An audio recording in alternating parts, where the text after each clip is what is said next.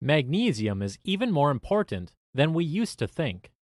Research are documenting how functions, organs, and nutrients are all interconnected.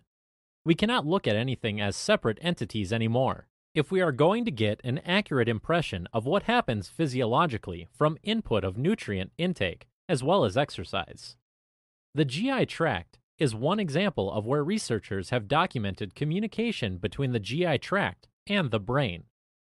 We know the brain also communicates with the GI tract. Intestinal absorption and subsequent metabolism of a nutrient, to a certain extent, is dependent on the availability of other nutrients.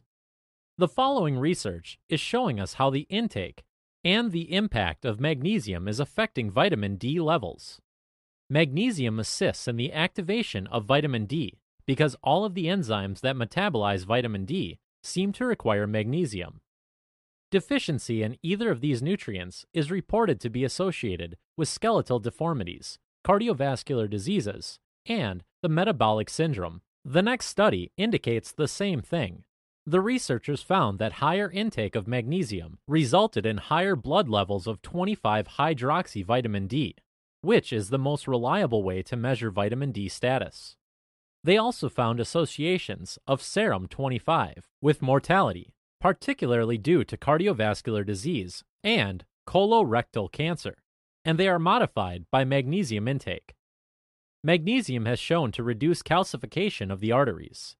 This means that if you must take a very high amount of vitamin D to keep your vitamin D level in a good range, you most likely need magnesium.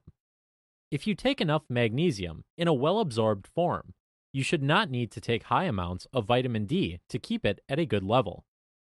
What we also learn from research like this is how important it is to take magnesium or any of the other common minerals in a formula that combines these minerals, since they affect each other.